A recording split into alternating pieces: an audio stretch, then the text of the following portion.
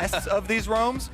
So maybe more of a focus on the visioning in the early game and a little bit more aggressive, proactive moves from the team like we're kind of used to seeing from them. Well, first things first, here is an Inter-Champion Slick for game number 2. FlyQuest first ban, Aurelion Sol. CLG answer with Malzahar and Nautilus. There's Camille joining in for FlyQuest, so things should simmer back down to normal now for these bans. One thing we gotta remember, even though Aurelion Sol's off the table, this is leaving one of those 3 top laners at least open for Darshan that they were worried about. So many teams take Shen away from Darshan because it works very well with how CLG likes to play the game, moving around the map and fighting as a squad. Yeah, I think the tanks also work really well with how FlyQuest likes to play the game, and so CLG actually lending both of those bans there with the Nautilus and the Shen. Last ban Lulu though for FlyQuest means that CLG can have to take a bit of time here with this first pick. I think jungle is open, kind of leaps out the potential options, but CLG can do a lot here with this pick 1, and it's going to be Rengar to start it off.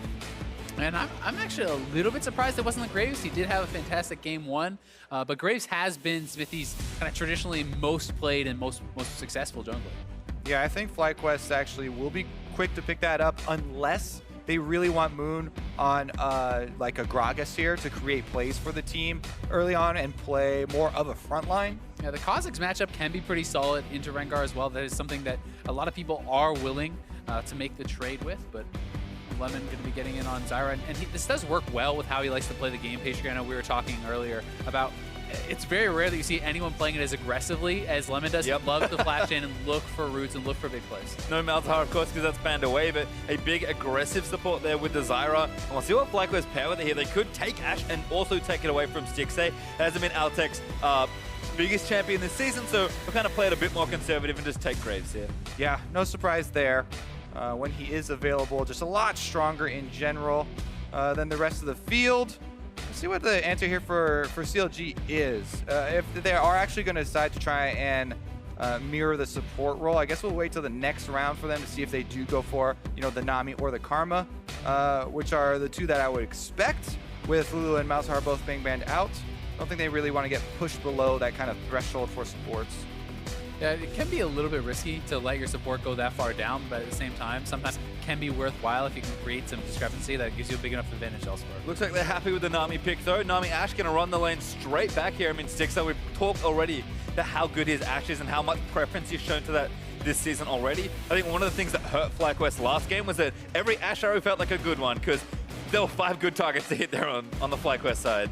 Yeah, we'll see too if Lemonnation is better at dodging the bubbles, because Aphromoo landed an alarming level of bubbles without any dodges or flashes from the enemy teams to set things up.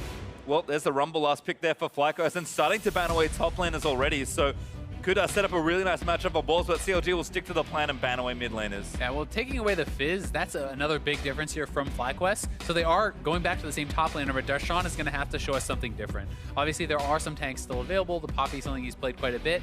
He could go into a carry matchup if he wants, though. Yeah, I don't think FlyQuest will be worried about any tank matchups at all. Rumble would definitely be able to have an advantage there. The only one little flex thing they're kind of worried about is the pushing here, or I mean the 1v1 split pushing champions, and Kled off the table as well, adding another one to that list. Yeah, that is another one off. Kennen is still available. It's something that you can see played into Rumble sometimes, building things like Wits and the attack speed, Kennen type build. Yeah. Ooh, and that's actually Kennen for FlyQuest, so they take it away. I want to say it could be, and that's why everyone's mind is going to jump to after the Fnatic series. However, this was also one of High's favorite champions. This is probably like a 0.02% chance since AP Kennen is way worse, but this was technically one of High's favorite champions, during the Proto Bell era with full AP Kennen in the mid lane specifically, but it's a very low chance. Yeah, and it's if someone is the guy to do it in North America, it's going to be Altec, right? The guy who has played Mordekaiser AD carry, Misfortune AD carry. He busts out the champions that a lot of other players aren't willing to do, and this could be something prepared by FlyQuest for the series. Well, there's Ahri for CLG, so a very safe mid laner for probably a counter pick being prepared here for High, but there's a Mundo actually for Darshan, so they needed a tank, they've got a super tank. Actually, one of the old classics into Rumble, Rush the Spirit Visage, and you just kind of CS early with cleavers. If you can get past the early stages of the lane phase, Mundo's actually quite good into this matchup.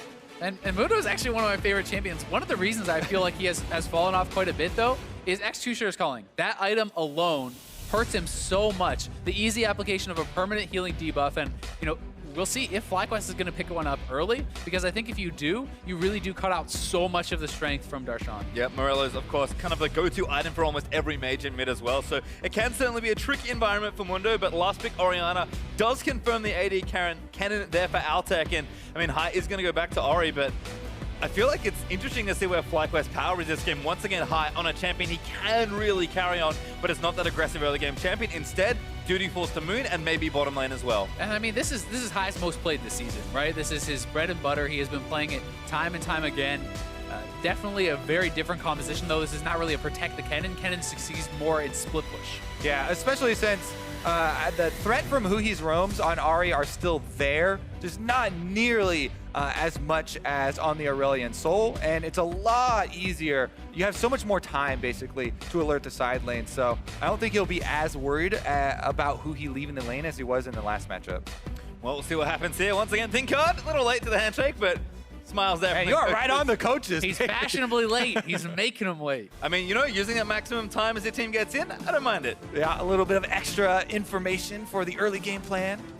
Well, you can see the matchups here. Very curious to see what happens there in the bottom lane. CLG FlyQuest round 2 is coming right up, and we kind of expected FlyQuest to start to play a little more creatively in their draft. We didn't think they would go all in, and they haven't this time, but Kennen is the kind of pick where, like you said, Azael, if any team is going to have a practice, it will be FlyQuest.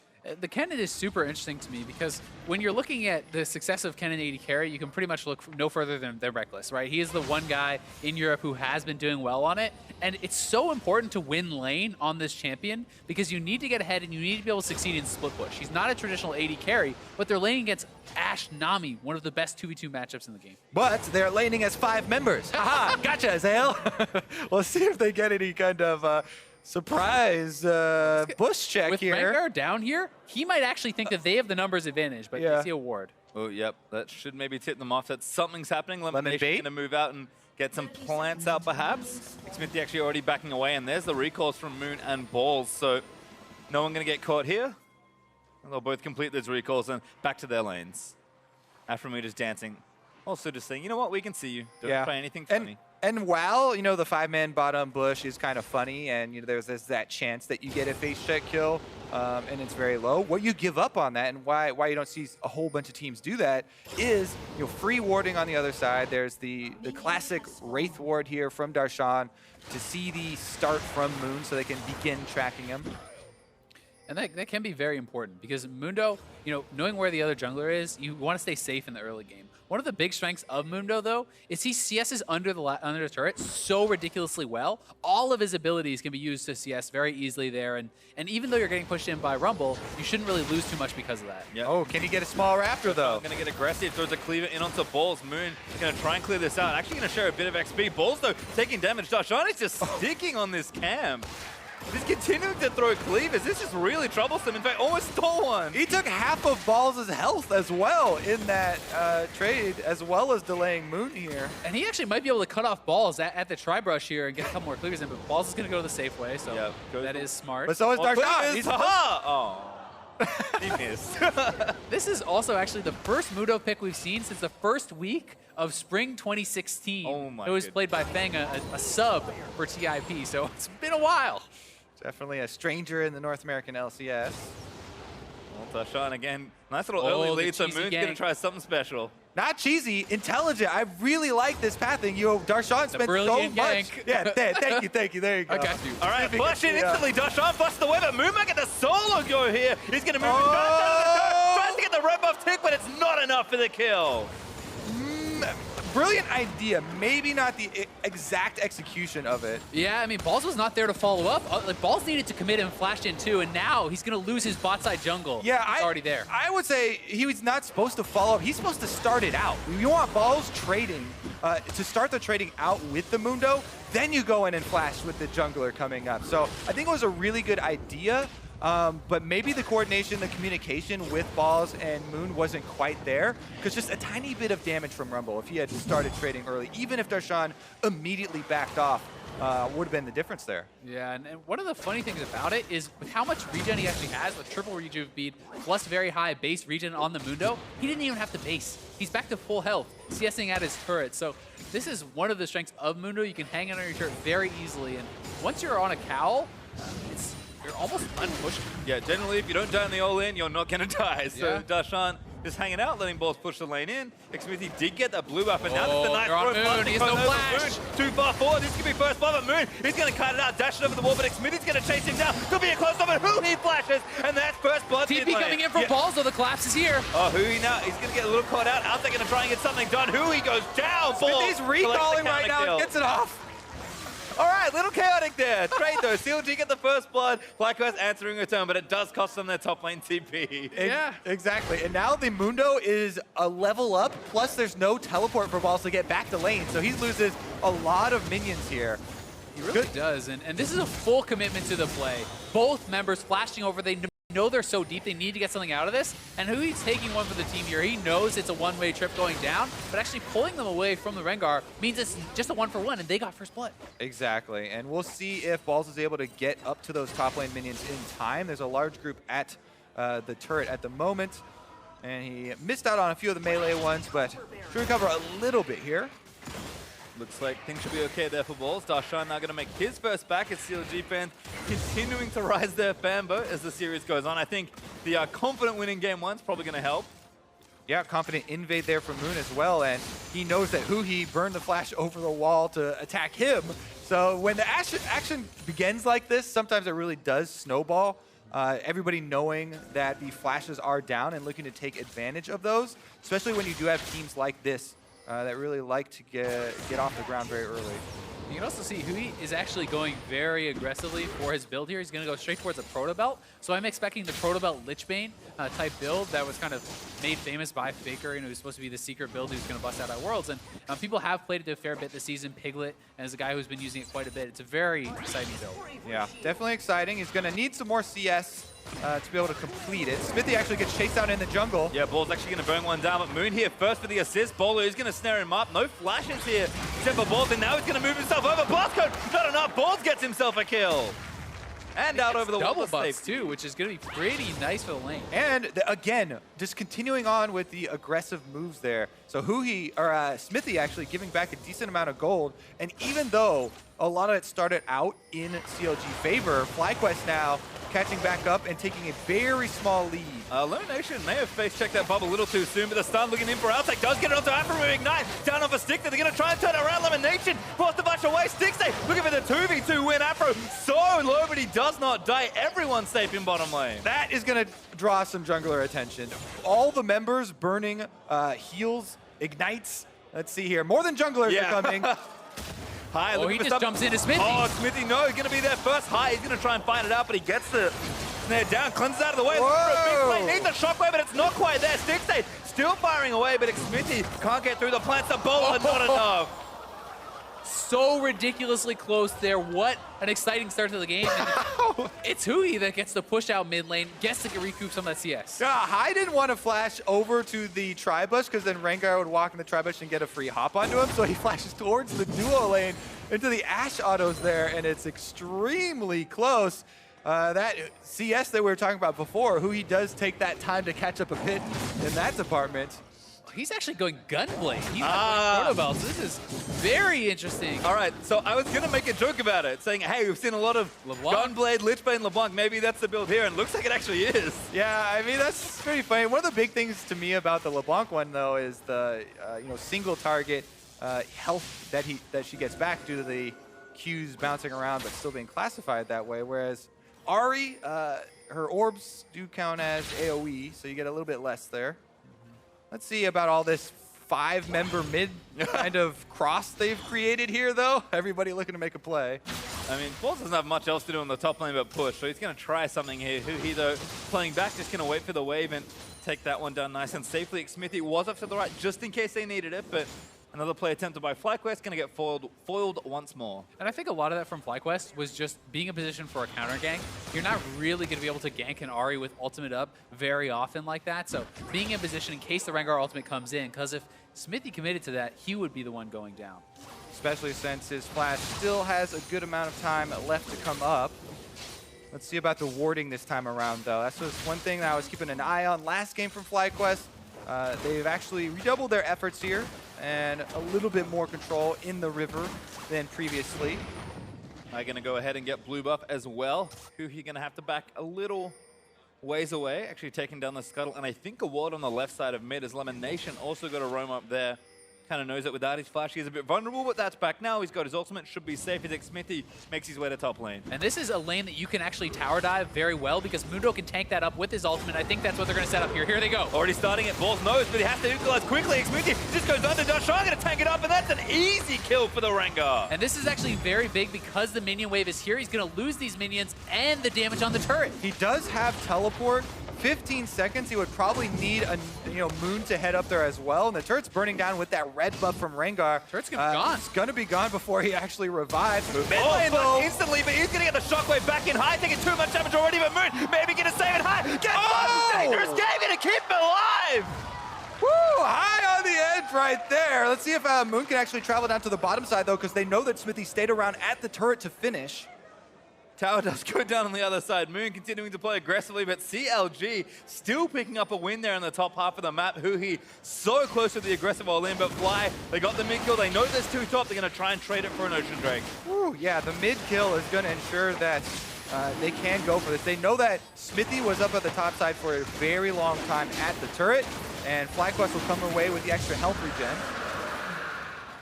That's really big that Huhi is able to survive this. And it looked like Huhi could not hit his charm. I don't actually see when it came out. Oh, okay, the charm was actually on a Moon, so a late charm there. He needed to, when he flashed, you want to do the flash in with the immediate charm. You have to hit that, because Huhi was actually cleanseless. That would have been a pretty much free kill had he landed that charm, but missing that is very big. And the key, I think, is that Huhi was also flashless. So sometimes you'll hold on to that charm because you're expecting the flash reaction to your flash. Uh-oh. Lemon caught out. Yeah, that's instantly the kill, but Altec going to try and turn it around, stuns it onto Aphromoo. Look at the Stixxay, does land the stunning. Altec aggressive with the heal's going to keep Aphro alive now. Darshan down here as well, and Altec completely caught. Darshan swoops in for the secure. Briefcase to the face. Sentenced to death there from Darshan. Meanwhile, let's take a look at FlyQuest. Ball's only option is to push the lane since he uses teleport and canceled it there and should be able to get a few minions. But man, Darshan's up to that Spirit Visage. That's what we were looking for. Rush on him, and he will be able to deal with this Rumble no problem from now on. And one of the biggest concerns is not even that he's at that point, it's that you don't have the safety of your turret. Because Mundo can chase you down and kill you in an extended fight very easily in a matchup like this. So anytime Moon shows elsewhere on the map, Balls has got to be careful topside, because this is a long lane now. I think in general, top and bottom looking good for CLG, but we can look to mid lane, see where FlyQuest are looking good. Huhi has tried a few aggressive plays, but hasn't quite worked out yet. Huhi up in CS looking at 20 with the Morello Nomicon on the way soon. I mean, if there's ever someone to look to for FlyQuest, it's almost always Huhi. Orianna set up once again to have a very strong game. Yeah, he certainly is. Thanks to the kill from Huhi, he's pretty much even on gold, so he will have some combat power. But I do feel like going for a build like this with the Gunblade on the Ahri, you're going to have to try to get something done early. It feels like very much like a dueling item, not really a team fight, powerful build. So he has to either get it into split push or start really kind of taking over in mid lane, I feel like.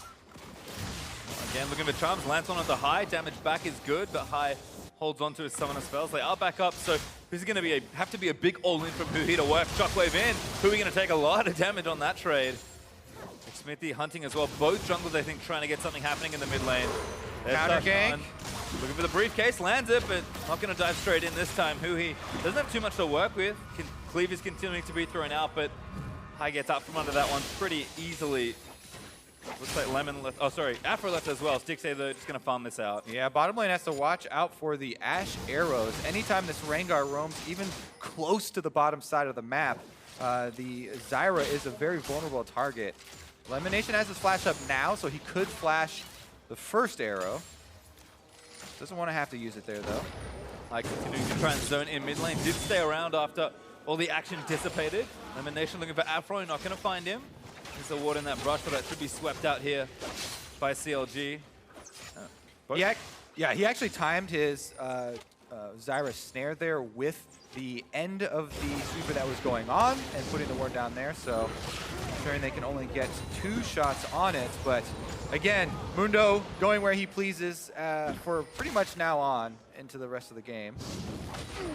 Yeah, I really don't feel like there's any real time that the Rumble can just straight up 1v1 you, unless it's like you get super ahead. So it's gonna be tough. But one thing that is a little bit concerning for FlyQuest is while Altec is doing fine in lane, he certainly does not have a lead, and he does not look like he is in a position to really take over in this split push. And I'm gonna be interested in tracking his build, seeing if he tries to try to build into someone who can deal with Darshan in their side lane, or who he's looking to really try to match up against. Well, first part of that would be the Blade of the Ruined King. You did also mention the importance of cutting the healing of Mundo, so that would probably come from a Kennen, because he'll have a little bit longer range than Graves and a lot quicker attack speed, maybe even a Runons to spread it around. Exactly. With that Runons, you can have a lot of value from this. Well, it looks like that's where Altec's going right now. Blades finished for both AD carries with 2 daggers in there for Altec.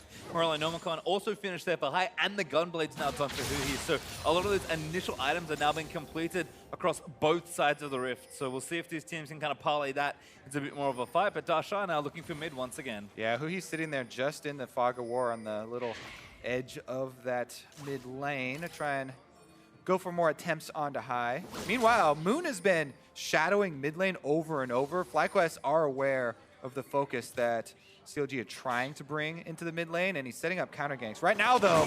Oh, base check. Actually, Xmithie gonna leap out. Moon, though, does quick draw away and should be safe. It's important to note that was actually a trinket ward, you know, not like it's a blue ward there, so he didn't actually see Xmithie coming into his side of the jungle. It doesn't give them much vision.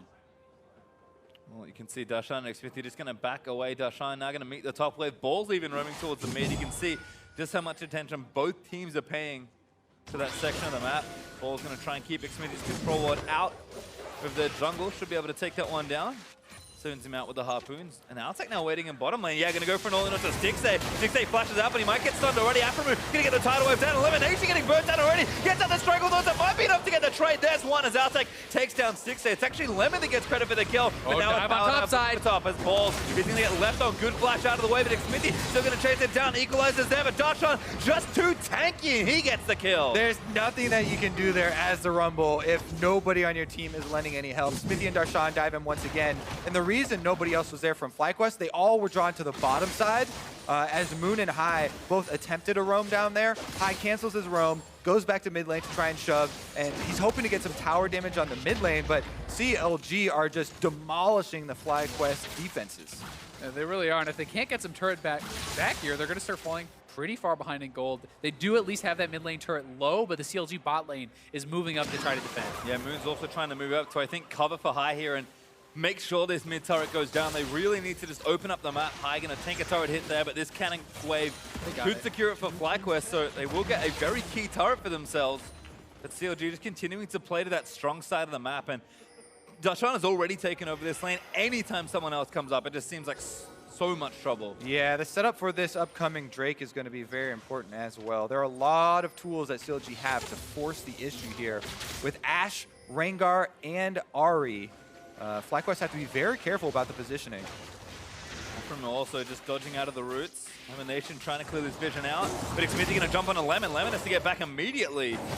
Burns that flash. One less tool to reposition there for FlyQuest. I never really like when people are actually trading with the Zyra plant to kill that off. You take so much more gold than you're almost always expecting. You almost always will lose out on that trade. Sure, you get a couple gold for killing it off, but he gets a Spell Thief gold and a lot of damage. Play again, just grouped up. They're trying to burn the ultimate, just run in for it. On a pretty short cooldown, so should have a back of a team fight start. Darshan is just a menace right now. I mean, once again, the FlyQuest double AP is kind of being negated by all that early resistance. It's actually pretty big, though, to not have the ultimate as he's going topside, and Dragon could be started up by FlyQuest, because not having the ultimate for Mundo in a team fight is very, very big for the move speed and the healing. Big minion wave up there has drawn Darshan away from the fight, but FlyQuest very scared about starting this one up. Well, it's there. Looks like someone has already aggroed it, so FlyQuest are going to move on to the objective. This could be such a pivotal team fight if they decide to commit to it, but it looks like CLG just wants to shove mid and try to trade for turret pressure. All right, Drake number 2 now over to FlyQuest. They'll add a Mountain Drake to go alongside that Ocean. He's waiting. Waiting for Lemon specifically. Oh, Lemonnation, goodbye! Oh! Barely gets the ward down, but does go down to Huhi. High also going to get bubbled up there by Aphromoo, but is here in time to try and clean this out. Shockwave lands on Aphro. High, going to turn it around. Big play gets a kill. Force to push Aphromoo to Stixxay. Arrow lands in. Cleanse. Not nearly enough as Stixxay gets the kill. Nice trade kill. Yeah, and that is going to be mid-pressure as well for CLG. They just can run off the defenses here. Balls and Moon going to try and wave clear, but look at topside. Darshan could get all the way onto an inhibitor turret if they try and defend outer mid. He's all the way onto an inhibitor turret. There he is, trying to defend mid. So Darshan just getting things pushed in. Now going to move all the way back. I mean, 2v1 can probably be okay. Now Xmithie might even die with Huhi onto Moon. Bowler is going to slow one down. There's the charm landing. Moon seems to be in trouble here. Is Lemonnation going to try and get Huhi? Does snare him up, but Stixxay here. Strangledawn's going to get flashed out of. Moon flashes for the kill, but already too late. It's just so much pressure on the map from CLG. Yeah, a lot of super aggressive moves behind turrets for them, and they actually don't even focus on taking down the turret. Darshan was walking around inside the FlyQuest base while two members of CLG going for that dive between turrets. And FlyQuest get to hold on for a little bit longer. The time is definitely working against them, though. It's getting very scary for FlyQuest, and you wonder what it looks like when they finally do pull the trigger. And here's that pick once again, and that is just an instant deletion. There's no chance for Lemon being able to react. Nice. What a horrible nice side view here. In case you didn't really get the story of that game. Because he didn't realize how dead he was. And then back to mid lane. High is trying to come up to defend this turret. Does get a nice kill onto Aphromoo, but Stixxay going very aggressive, knowing Xmithie is flanking. And CLG have been camping mid for so long here. They've been throwing top lane roams, jungle roams. Everybody's been trying to attack mid lane as well. FlyQuest, though, finally getting some gold back for themselves. That's a very crucial turret. And they actually go up in outer turrets here against CLG. Yeah, good bit of gold there for FlyQuest. Now, just under 1,000 gold between the two teams. And Altec with the Runans can now shove the waves pretty hard and maybe contribute very meaningfully to a team. But it's FlyQuest starting up Baron. I was asking, what does it look like? Oh, Xmithie now going to get trapped down. He's going to flash, but Moon's going to chase him down. Going from ball lands in, but that's a blow off onto Altec. Goodbye. Arrow hits an elimination. Huhi turns the fight around. Xmithie does fall down, but Huhi now still chasing away. From the side. High needs to find a big shockwave. Moon is going to die first. The charm's going to land, and now High is going to get caught. He can get chased down by Darshan. Guess what? That's Aphro already dead, but Stixxay just looking to zone the rest of it out. Darshan going to run it in, and I don't know if they can kill this Mundo. He doesn't have his ultimate, but Darshan's just going to keep running high. Going to try and focus him down, but he doesn't have enough at all. Huhi gets himself another kill, and now Darshan's just going to keep going. Balls. He's the next target. This Mundo will not be stopped. Blast cone, get out. Oh, Darshan finally off with the help from the plants. He was going all the way to the fountain if he had the chance. Huhi came up so big in that team fight for CLG. FlyQuest made a very risky call here, and it's a bit surprising to me. They pulled this pretty much I wanted to get a view from the CLG perspective, because even though they see Xmithie in the river, I wonder if he actually saw them before Lemonnation walks out there. Curious about the Fog of War on that one, but regardless, after they see Xmithie, they get super nervous and like, oh, he probably saw us and we need to get out of this Baron pit. So they go for the offensive. As you're saying, Huhi coming over that wall, deleting the backline, just cut everything out from the feet of FlyQuest there. And even though it's pretty funny from High being able to punish Aphromoos flash forward, he eventually is going to pay the price there. Tax collector Mundo's coming for him. Yeah, and I mean, Mundo, he's going to keep chasing you down. You need consistent damage. You need healing debuffs to actually be able to cut through him. You know, one thing that was going well for FlyQuest is they finally had moved Kennen into the side lanes and started. All right, they definitely saw plans. Yeah, Elimination accidentally betraying his team there with his passive. As the plant spawns in front of Xmithie. I mean, it was an aggressive play, but CLG already on top of that. You can see finally, I mean, Altec has now finished the Executioner's calling, but it's going to be tough to kill the Mundo. I mean, even if you cut through all that healing, he's still so tanky with almost 3 items completed. Yeah, it really is. And I just feel like if you can't get Altec in a side lane, getting something done, FlyQuest cannot win this game. That has to be really the key to their plan. I just don't really see CLG, unless they make a big mistake and group up for an AoE combo, losing. Yeah, I mean, they can get him into a side lane. The key part of your phrase there is getting something done. I don't think there's anything, even with Executor's Calling, he can do against Darshan right now. And Ahri. I mean, Ahri now has Lichbane completed and the Gunblade, so how do you duel up against that? But if you don't get the Kennen ahead, it doesn't really succeed, and that is the problem with the Kennen AD carry team. Well, you've certainly seen Huhi just destroy 2 different members of FlyQuest bottom lane with that Gunblade. So now with the Lich Bane finish, things are going to look better. Stixxay also with the Phantom Dancer. We've looked at Darshan. He's quickly approaching that third tank item here. I mean, he's even got extra flat health to build. So this Mundo is only going up for the next few minutes. Now FlyQuest, I just saw High complete his Luden. So overall, they're just very far behind on itemization, even though CLG are not quite 3,000 gold ahead. It's just a tough spot for FlyQuest to be in. FlyQuest are putting themselves out there for the team fight. Oh, ball's going to get jumped on. That should be a kill. Looks like they're going to try and turn it back around. Altec defensively pops the ultimate in the Stranglethorns. Only going to find Darshan. Stixxay on a killing spree takes down balls. Now 5v4 for CLG. That was a very curious, where do we go? Walk up mid lane without any turrets around, and CLG pounce right on them. Now let's see how FlyQuest delay for the revival of balls. He does have teleport, so if they can stall for 20 seconds, then they're okay, but this is risky. Yeah, blind right now. Baron not being started. FlyQuest will get the information they need as the blue trinkets move into the pit. Darshan again, looking to zone them out. CLG playing this one slowly. I think without ultimates on CLG, I would have preferred to see them move over towards the Dragon and try to start something up there. Because no Ashe ultimate, no Rengar ultimate, no Ahri ultimate, those are your pick tools, right? And you're not going to really catch people out unless FlyQuest super walked into you. Yeah, that was definitely some good discipline from FlyQuest, not to just steamroll ahead, face check, and go down there. That's what CLG were looking for, trying to get a face check kill there. But they eventually do transition down to that Drake to pick up the Ocean Drake for themselves.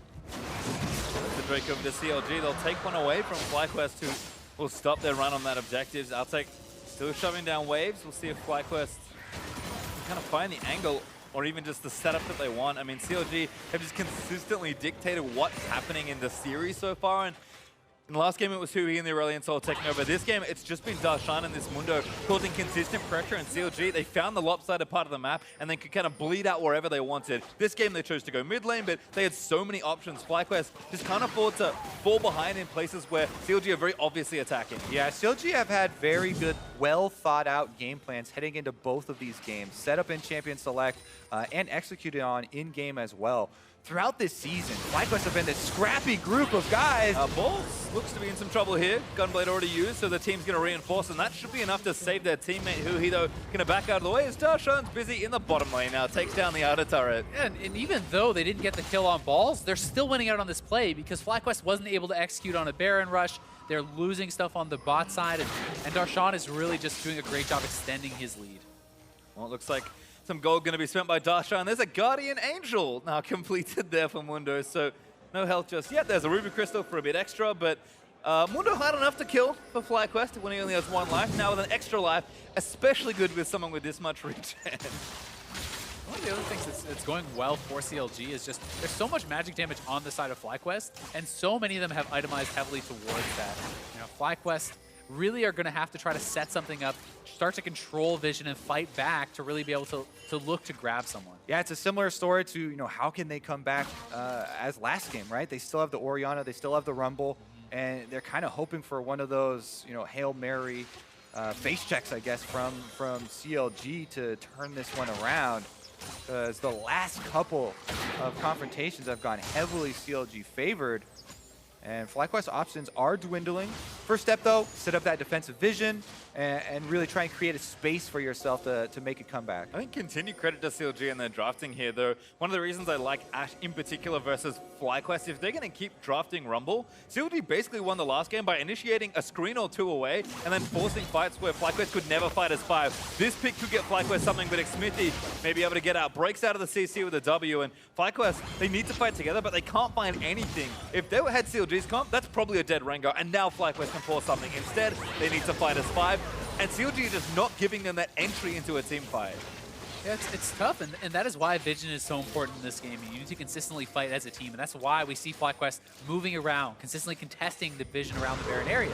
But CLG is looking for a collapse, and they're going to go for the fight. Looks like they've Miami found a pick. Moon and High, the next target's Bowler's going to land in. Ahri going to miss, though, from Stixxay. Splits the uprights. Yeah, they even had Darshan back off a little bit to try and lull FlyQuest into a false sense of security, so they didn't scramble there, but they are able to dodge the arrow. See if they are able to dodge the Ahri, waiting on a control ward though. Huhi looking for a pick on Lemon, his boy. Juicy target, he flashes out, but I don't think that's enough. The Trump is going to land in. The Gunblade's good. Not quite enough, and they're going to flash forward for Lemonnation lift for a little while longer, but Stixxay is going to take him down. All right, let's see if they actually thin out the herd a little bit more here, or just turn onto the Baron. Plenty of vision control for CLG. Yeah, without that support, it's going to be really hard for them to actually maintain vision control around this. So what FlyQuest is looking to do is push up mid lane and force CLG to try to come out and react to them. But CLG is already starting up the Baron.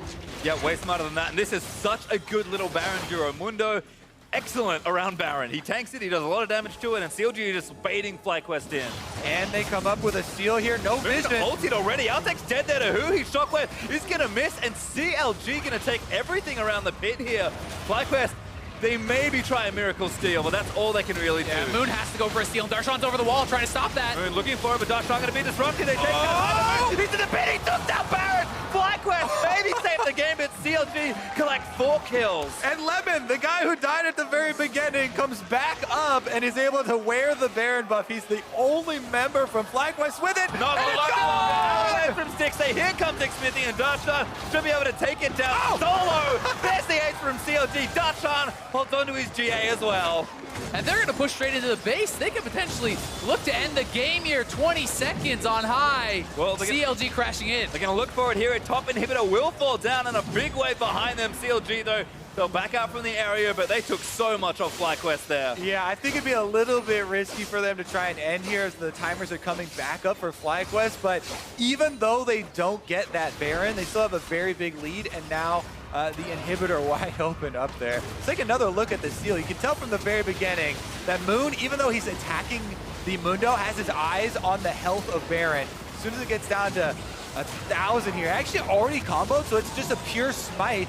Xmithie smites first, and Moon gets the second smite there. It was like 110 health or something, and able to be cool under pressure. It's one drop in the bucket, though, for FlyQuest, as they're definitely going to need some more moves to keep themselves in this game. Yeah, they really are, but it's a game-saving play nonetheless. I think if CLG gets the Baron there, the game does end. So FlyQuest still have hope in this game. They still can look for those big shockwaves, for the big plays to try to come back in their favor. And man, whenever you're able to pull out a smite steal like that, the pressure that the junglers are feeling on a playoff game, on the stage up there, they're already down 1 game in the series. Definitely a lot of credit due to Moon there. Especially against Xmithie, who's kind of known for being incredible at securing these objectives. Famous for stealing away so many dragons and barons in big ticket games. Well, you can see Huhi. Now he's the one split pushing here on the Ahri with the Lich Bait, and this should be pretty easy pickings on the side lane as the tier 2 turret falls over to CLG. 6 turrets to 3 now. CLG starting to balloon that gold advantage. 7k up, going to look to take their own Mountain Drake and equalize Fly's Drakes. Stixxay and Aphromoo, no jungler required for that one. And sure, even though Lemon does not have Baron anymore, FlyQuest at least took it away from CLG, but Super Minion is going to cause enough of a problem, and CLG still have a good setup for any sort of split push. Xmithie actually just trying to zone them back, look if there's any sort of dive. You can scout out the other team with that Rengar ultimate, see where they are positioned. Doesn't find anything, but creating a little bit more pressure. Yeah. How cool is it that you know, we're looking at FlyQuest and everyone's like, oh, all the crazy picks that they've done all season, and CLG come out with 2 picks that we haven't seen in a very long time in the NALCS. That Mundo counter that showing up a bit in Korea to the Rumble, really successful here. In previous game, Huhi's classic Aurelian Soul. As of right now, FlyQuest fighting for their lives to defend their base.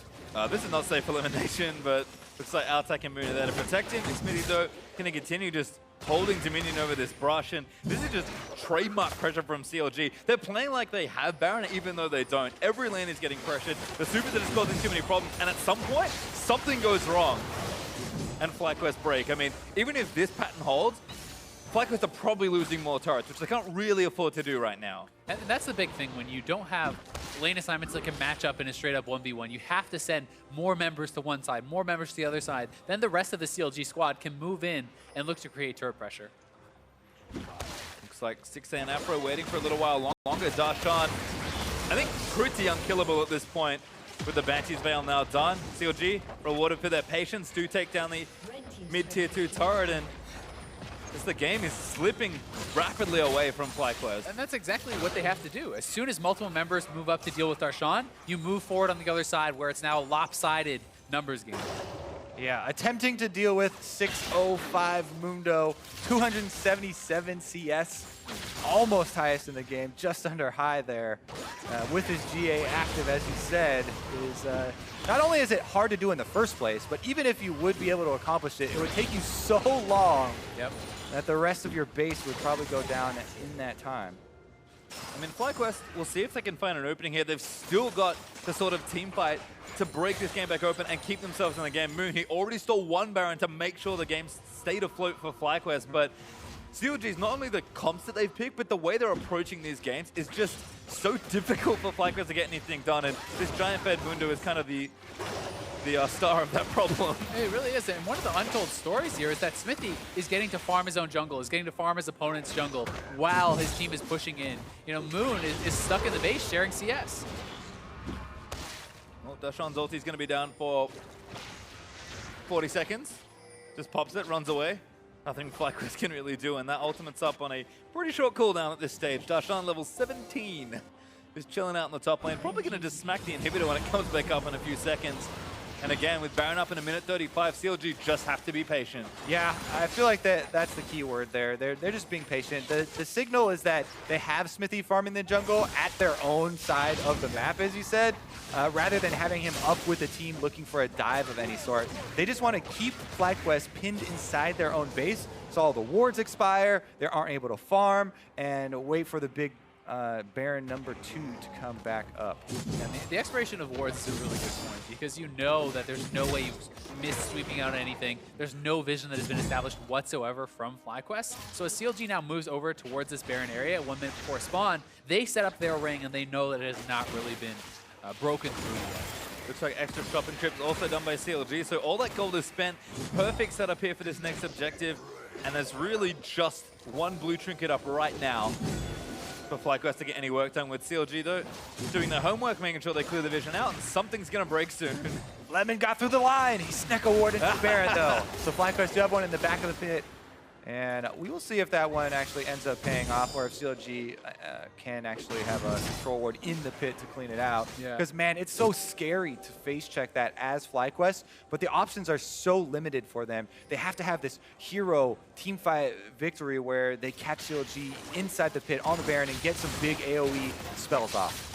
And they should spot it out now. Yet another control ward dropped in the pit, this one by Stixxay. Aphro still has his to place because that's actually the jungler and the AD carries around the pit. So they have really kind of done their due diligence. 3 pink wards around the pit, set up that ring of vision, look to clear that out, and then search for treasure.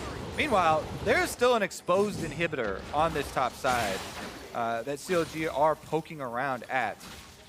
Actually, Xmithie that's collecting all the extra farm right now as we've got Huhi behind Darshan this time. We're going to try and get the split push done. Going to look to try and take this tower. Might even just dive in onto balls. Huhi though with the Lich Bane, able to take this turret down. This is what we talk about when forcing 2 different points on the map. They trail on the split pusher for bottom while starting out the Baron, and that's where you make those decisions from the other team. FlyQuest are going for the Baron one to try and force it. It's a 4v3. FlyQuest aren't going to get many other shots, and Darshan and Huhi going to try and end the game. Yeah, FlyQuest, speaking of shotgun, they need to make the right call right here because Balls is left defending by himself. The turrets are going down and the minions are crashing in. Darshan is aggressively face tanking and not taking too much damage here. Looks like Xmithie going to find a pick. Moon left stunned up there, but the arrow is the leap on its Lemonnation. It's going to force out the ultimate from Zyra. They're just trying to delay them. They're on the second Nexus turret already with this Lich Bane. It's going to go down fast. I mean, Darshan also steals his ulti so he can help heal back up right if he needs to. And look, just still continuing to do damage. High seal already, but Darshan pops the ulti and runs away. And this is where they're able to turn around to the Baron because the bottom inhibitor now gone allows for the extra pressure. The 2 split pushers are staying there. CLG could just back off this Baron as soon as FlyQuest show up. Exactly. They're not even intending to finish this. They're just drawing the pressure down, allowing this 2-man squad to do their work. I mean, Moon was there, but he's going to have to move out of the way pretty quickly. Well, CLG just might take the base. Again, continuing to just keep the Baron interested. I mean, Moon, he's there. He wants to try for a steal, but he just can't stay around forever, and eventually he has to leave. CLG going to be very patient. He doesn't have to. CLG actually don't have vision on him. Oh, they're going for the finish. Oh, looks like Baron goes down. Moon finally has to give it up. I think tied away for Aphromoo just to keep him out of the pit because I don't think they could see him. Moon with a sweeper, very patiently waiting in that piece of brush, but inhibitor in the bottom side down, still one open there in the top, and mid is awfully exposed. CLG with Baron going to look to close the game here. And CLG deserves so much credit for this setup. I think they played exceptionally well from the Vision game to the two-man squad trailing, forcing FlyQuest in this tough decision between Baron and base defense. That's exactly what I was talking about with the 2 different points on the map. And now they have Baron buff to finish out the game. Bottom inhibitor still down. They could easily push mid and top at the same time and force FlyQuest into, you have 0 time, so the next team fight you see will probably be FlyQuest just rushing for something that doesn't look great just because they have to throw everything out there, or else this Baron plus Elder Dragon team will just steamroll through to your next. And there's Elder Dragon for CLG, so FlyQuest going to have a mountain or 2 to climb if they're going to keep themselves in this game. An Umbrella has been completed for Darshan. I'm not sure if that's a celebration or which turret is he going to use it on? There's only 2 turrets left in the whole map for FlyQuest. And one of the scariest parts about the Elder is actually how much true damage even on someone like a Mundo.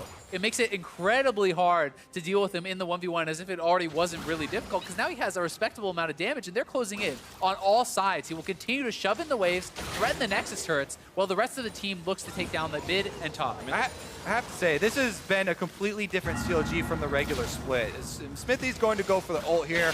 It looks like they are steps away. Oh, goodbye Zyra. Darshan already got a kill. Moon actually under the turret. We're going to go down here as well. Darshan moves in. His Altec gets a big ultimate. He's still going to go down to Darshan, who just cannot be killed. Stixxay grabs the double as Balls goes down. That's an X for CLG. And game 2 going to go over. CLG 2-0 up in the series as the Umbrella celebrates on the last Nexus turret before the Nexus itself is spelled by Counter Logic Gaming. CLG show off the Mundo and give you a masterclass on split pushing, spreading out your opponents, how to close a game here. So much better than the regular split performances that we've seen from them, and a dominating victory in game number 2 as well as that game number 1.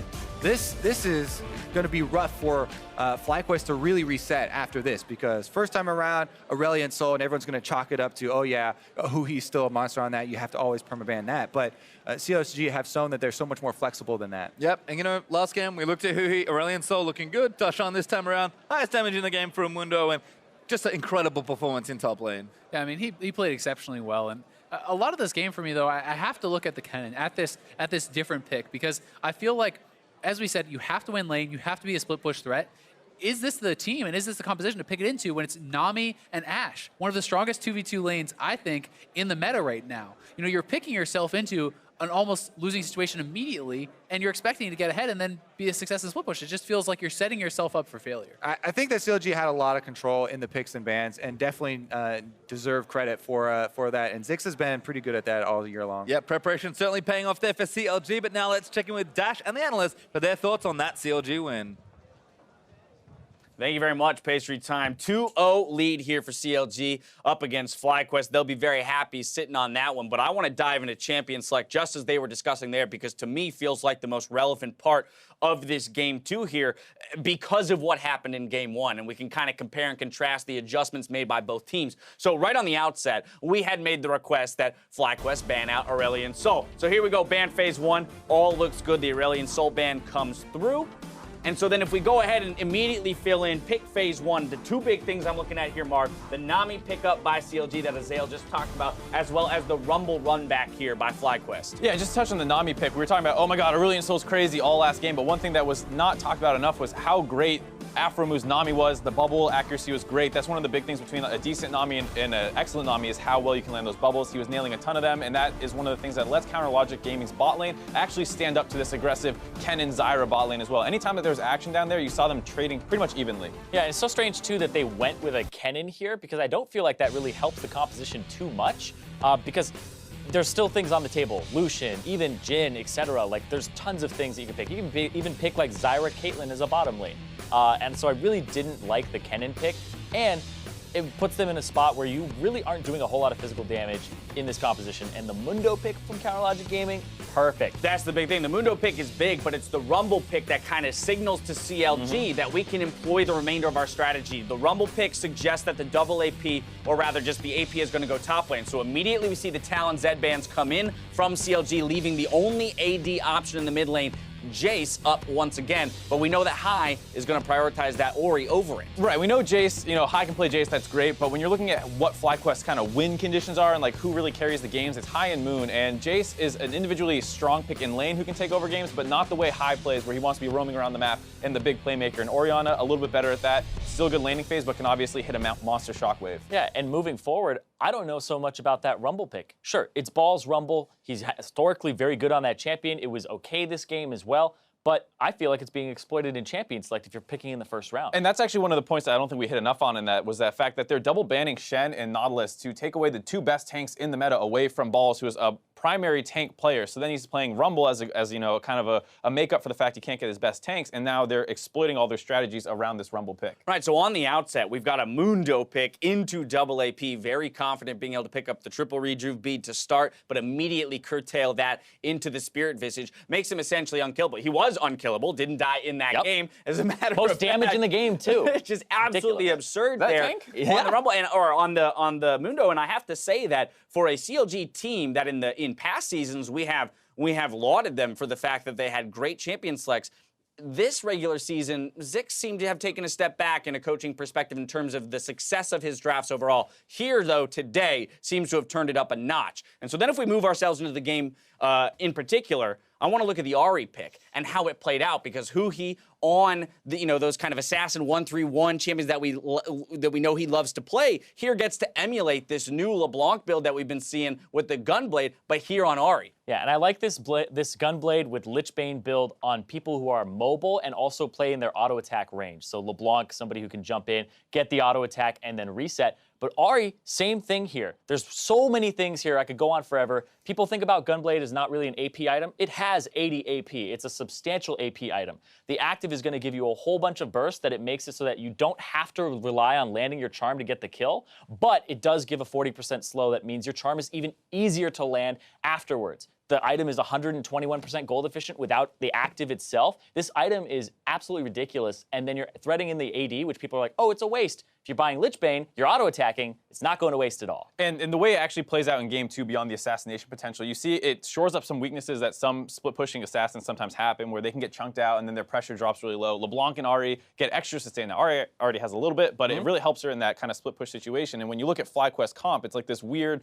no-tank, kite back, drop Ahri, Rumble, Orianna ults. And then in the meantime, CLG's just splitting you apart, so you never get the ideal team fight. Yeah, and that was a problem I had in the first game as well, is Counterlogic Gaming had a composition that could group up, but it could also 1-3-1 you very heavily with an Aurelion Soul and a Fizz. They go with something that can also 1-3-1 you again, and both times FlyQuest, Rumble top, this is a team that wants to group. They're not going to split push. They're going to try to 5-man death ball you, and CLG are playing around that. And that's the thing, while we see CLG spreading the map out, really, kind of creating chaos and forcing FlyQuest into many micro decisions of who they're going to send where to answer to what, we get to that point where FlyQuest, and in a very high-like fashion, they just make a call for Baron. And this is the replay, the big replay we're going to show 20 minutes in. Baron call from FlyQuest gets turned by CLG. It's barely spotted, too.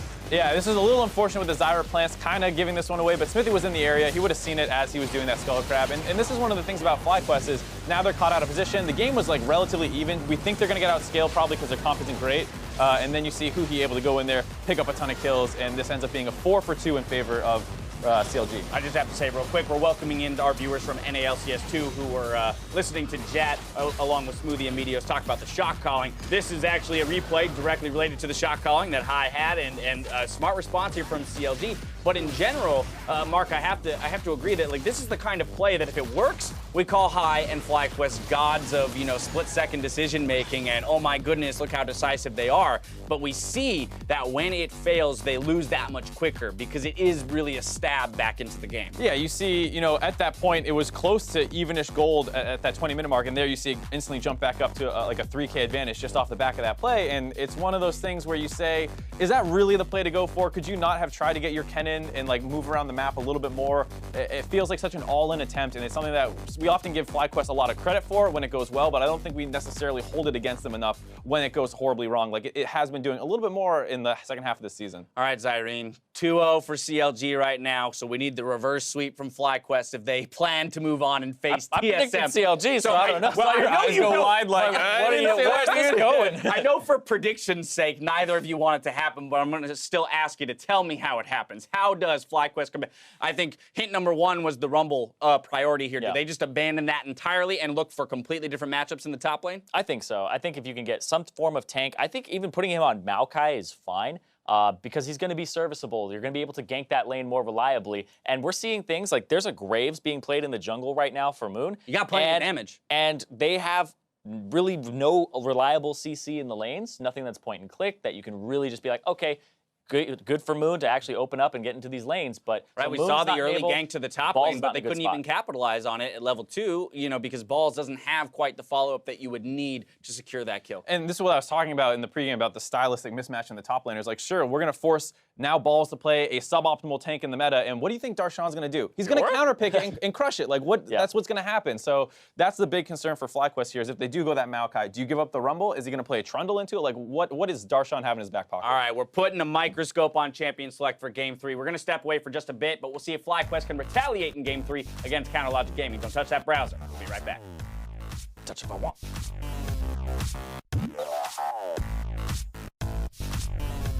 How's a FlyQuest jersey? What the? I doubt it. Where? No, really? See? Yes, FlyQuest. Oh, yeah, it's my sister. It's a guy. Oh, What? is it my dad? That's my brother. That's the nice you're on throw. Moon, he's no flash. Moon, too far forward. This could be first blood, but Moon, he's going to cut it out, dash it over the wall, but Xmithie's going to chase him down. Could be a close up, but Huhi flashes. He's waiting. Wait for Lemon specifically. Oh, Lemonnation, goodbye. Come. They had a back, right? Are you good? I'm dead. I'm snowboarding. Yeah, we can go, guys. Go, arrow. I got Zyra. I'm waving. Go up. Ori's not here. Going. Go for a steal. Darshan's over the wall trying to stop that. Moon looking for it, but Darshan going to be disrupted. They take down Moon. He's in the pit. He took down Baron. FlyQuest maybe saved the game. It's CLG collecting got to kill Moon actually under the turret. We're going to go down here as well. Darshan moves in his I think it's a big ultimate. He's still going to go down to Darshan, who just cannot be killed. Stixxay grabs the double as Balls goes down. That's an X for CLG. And Game 2 going to go over. CLG 2-0 up in the series as the Umbraker celebrates on the last Nexus turret.